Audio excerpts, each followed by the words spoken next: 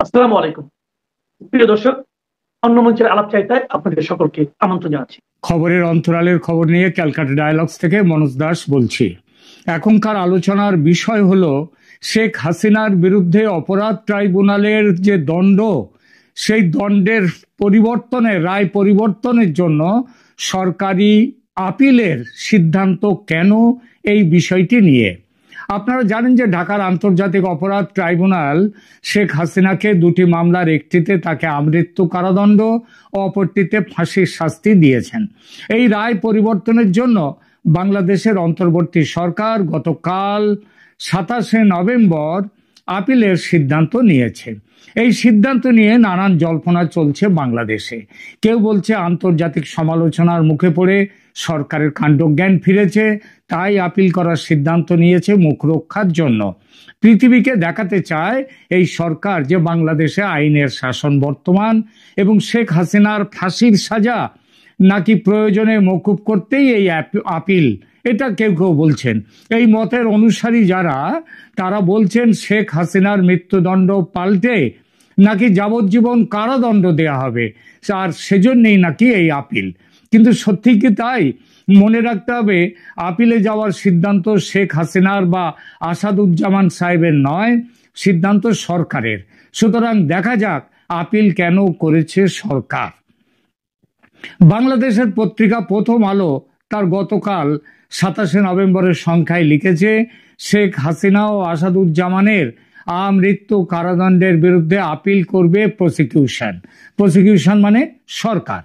মানেটা কি দাঁড়ালো যে শাস্তি কমানোর জন্যে বা মৃত্যুদণ্ড পাল্টে কারাদণ্ড দেওয়ার জন্যে এই আপিল নয়, আপিল শাস্তি বাড়াবার জন্যে। ওই যে একটা মামলায় একটা অভিযোগের জন্য তাকে আমৃত্যু কারাদণ্ড দেওয়া হয়েছে, সেই কারাদণ্ডের বদলে মৃত্যুদণ্ড চাই। একটায় ফাঁসি আর একটায় কারাদণ্ড, এই ফাঁক রাখা চলবে না। শোনা যাচ্ছে একবার ফাঁসি নয়, দুবার ফাঁসি চাই, তাই এই আপিল। জেলা জজের পদে থেকে অবসর নেয়া বিচারপতি মোহাম্মদ গোলাম মর্তুজা মজুমদারকে ডেকে এনে বসানো হয়েছিল ট্রাইব্যুনালের প্রধান বিচারপতি পদে। তাকে বুঝিয়ে দেয়া হয়েছিল একের বেশি ফাঁসির অর্ডার দিতে হবে, প্রয়োজনে 1400 মৃত্যুর জন্য 1400 বার ফাঁসি দেওয়ার অর্ডার দিলেই ভালো, যাতে শেখ হাসিনা কোনোভাবেই ফাঁসির দড়ি এড়াতে না পারেন। 3 সদস্যের আন্তর্জাতিক অপরাধ ট্রাইব্যুনাল 1-এর এই রায়ে ফাঁসির আদেশ হয়েছে বটে, কিন্তু কারাদণ্ডের আদেশও আছে এক মামলায়।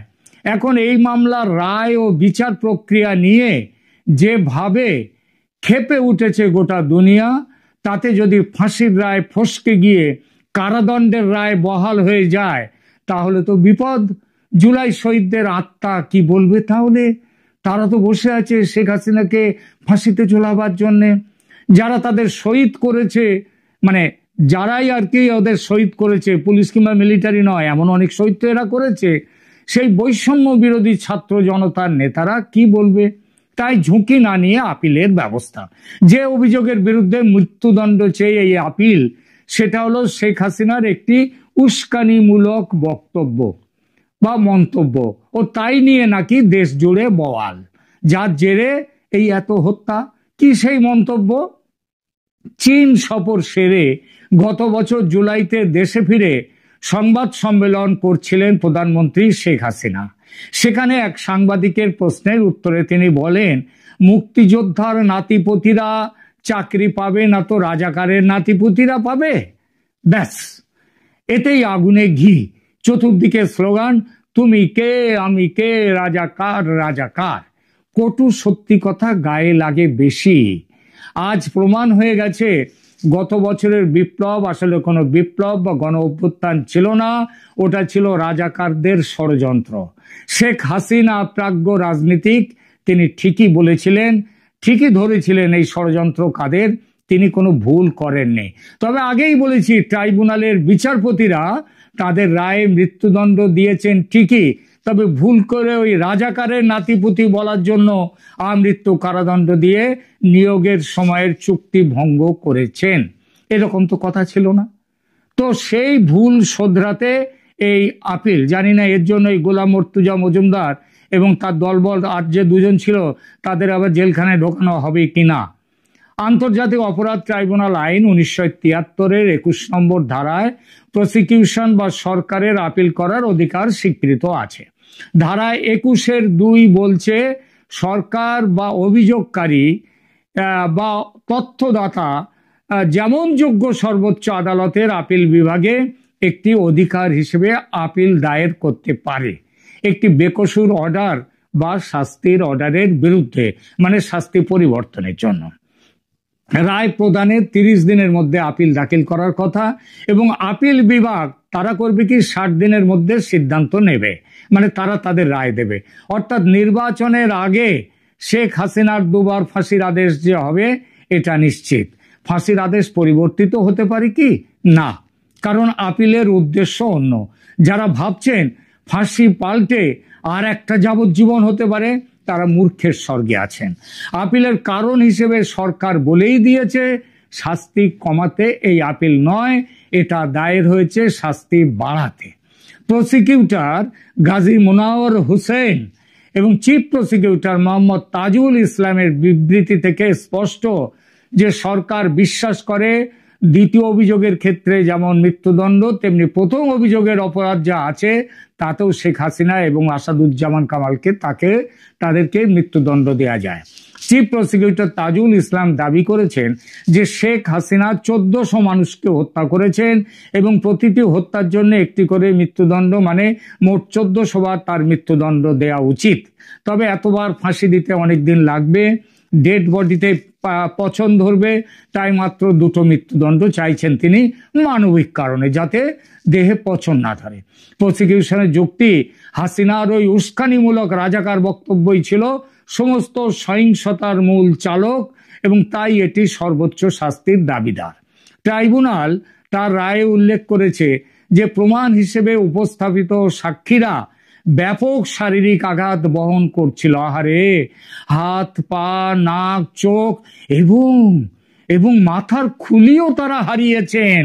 আমার কিন্তু একটা অবাক লাগছে কি ভেবে জানেন, হাত পা নাক চোখ হারানো নাই মেনে নেওয়া গেল, কিন্তু মাথার খুলি যার নেই, সেটা যার হারিয়ে গেছে মাথার খুলি, সেই ব্যক্তিরা বেঁচে আছে কি করে আর তারা সাক্ষ্য দিতে আসছেই বা কি করে সেটা ভেবে।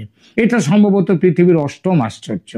যাকে প্রসিকিউশন এই দৃষ্টিকোণ থেকে যুক্তি দিয়েছে যে সর্বনিম্ন শাস্তি আমৃত্যু কারাদণ্ড এটা যথেষ্ট নয়, ভিকটিমদের জন্য অপর্যাপ্ত, তাই চাই মৃত্যুদণ্ড। তবে একটা কথা মানতেই হবে, এই আপিলের ব্যবস্থা ফ্যাসিস্ট হাসিনারই মস্তিষ্ক প্রসূত।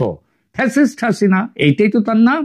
তিনি তার আমলে নিরাপরাধ আবুল কাদির মোল্লাকে যুদ্ধ অপরাধী সাজিয়ে যে মামলা করেছিলেন সেখানে ট্রাইব্যুনালের নিয়ম পাল্টে এই আপিল ব্যবস্থা চালু করেছিলেন।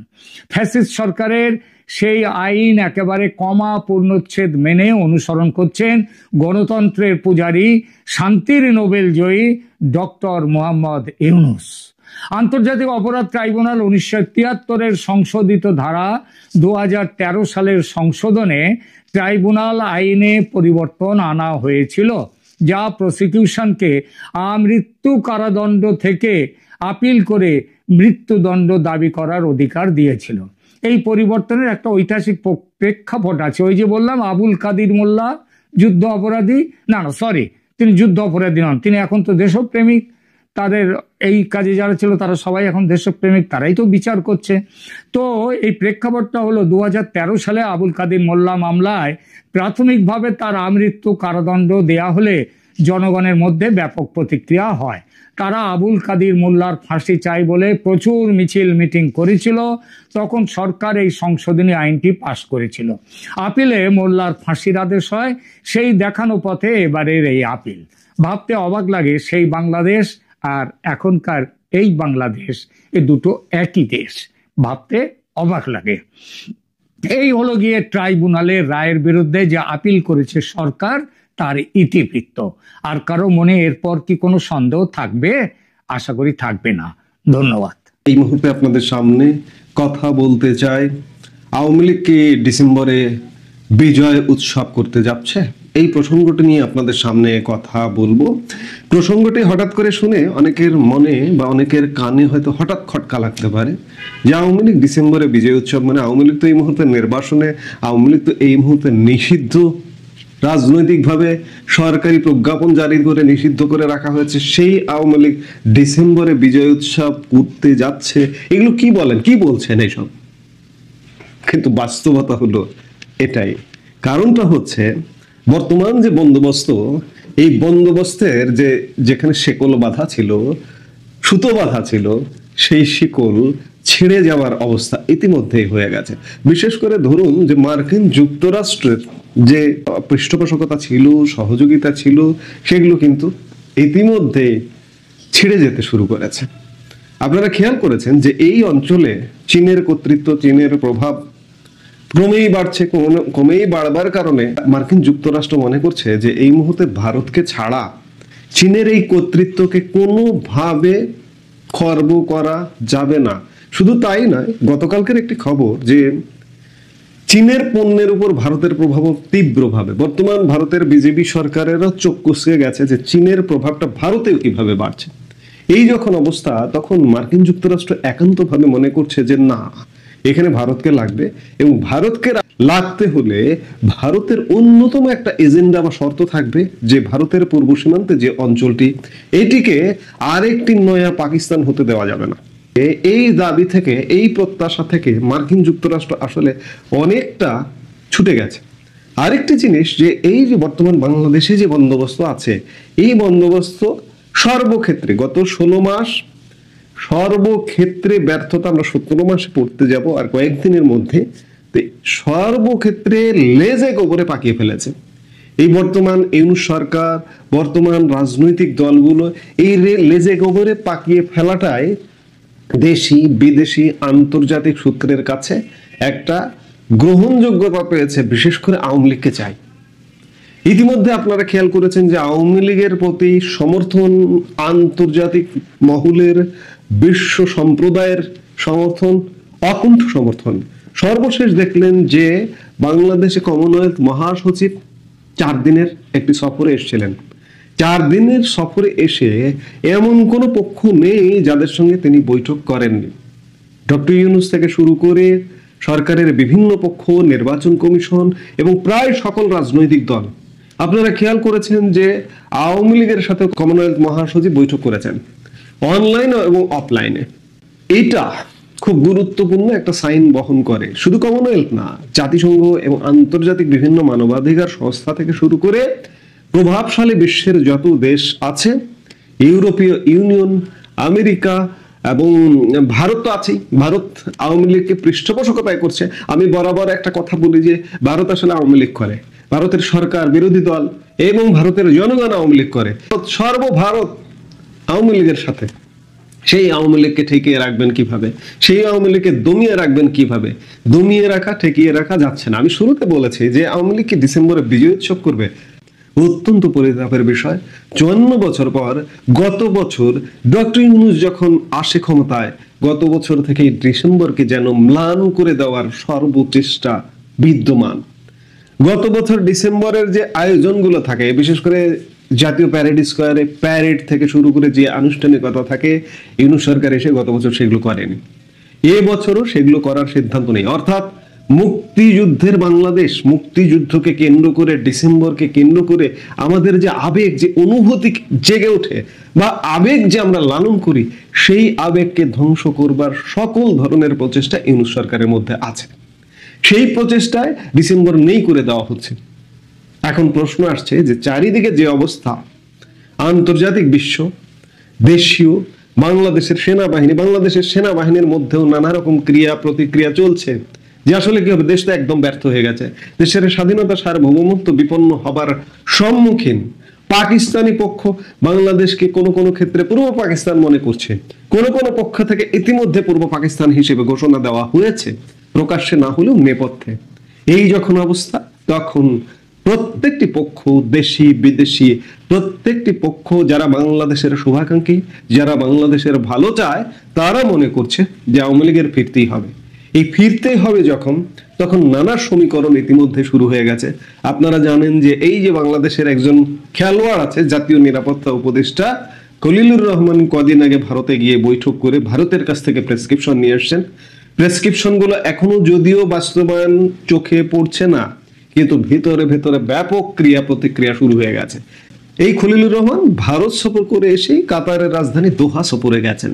আজকে 28 তারিখ, আমরা যে মুহূর্তে কথা বলছি 28 তারিখ তার ফেরার কথা। তিনি ফিরবেন। দোহাতে তার যাওয়ার মূল লক্ষ্য মূলত এই অঞ্চলের মধ্যপ্রাচ্য, দক্ষিণ পূর্ব এশিয়া, ইন্দো প্যাসিফিক অঞ্চলের এই কাতারের দোহা হচ্ছে মার্কিন মূল কেন্দ্র। এই অঞ্চলের নিয়ন্ত্রণের নীতি নির্ধারকদের এখান থেকে নীতি নির্ধারণ হয়। বাংলাদেশ নিয়ে এই যে বাংলাদেশের যে পতন হয়েছে, শুধু আওয়ামী লীগের পতন না, গত 16 মাসে যে বাংলাদেশের পতন হয়েছে, এই পতনের ষড়যন্ত্রের মূল কেন্দ্র হচ্ছে কাতারের দোহা। সেই দোহাতে পরামর্শের জন্য গেছেন খলিলুর রহমান। সেখান থেকে হতাশ হয়ে ফিরতে যাচ্ছেন খলিলুর রহমান, যে মার্কিন যুক্তরাষ্ট্র যে অক্সিজেন মাস্কটা দিয়ে রেখেছিল ইউনূস সরকারের প্রতি, সেই অক্সিজেন মাস্কটা খুলে নেওয়া হচ্ছে। এই যখন অবস্থা, তখন সত্যিকার অর্থে প্রশ্নই আসছে যে আওয়ামী লীগ কি ডিসেম্বরে বিজয় উৎসব করতে যাচ্ছে?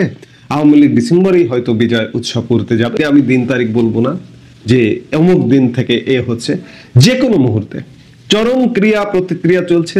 যে কোনো মুহূর্তে আওয়ামী লীগের উপর থেকে নিষেধাজ্ঞা উঠে যাবে, যে কোনো মুহূর্তে এমন চাপ আসা শুরু হয়ে গেছে। এবং ফেব্রুয়ারির নির্বাচনের লক্ষ্যে ডিসেম্বরের প্রথমার্ধে তফসিল ঘোষণার পরিকল্পনা করছে। কেউ কেউ বলছেন যে 8 ফেব্রুয়ারি, এখনো দিন তারিখ ঘোষণা হয়নি আনুষ্ঠানিকভাবে। কেউ কেউ বলছেন 8 ফেব্রুয়ারিকে কেন্দ্র করে নির্বাচনের প্রস্তুতিতে এগুচ্ছে। কিন্তু নির্বাচন, তফসিল নির্বাচন এগুলো হবে কিনা এ ব্যাপারে বিলিয়ন ডলারের প্রশ্ন আছে।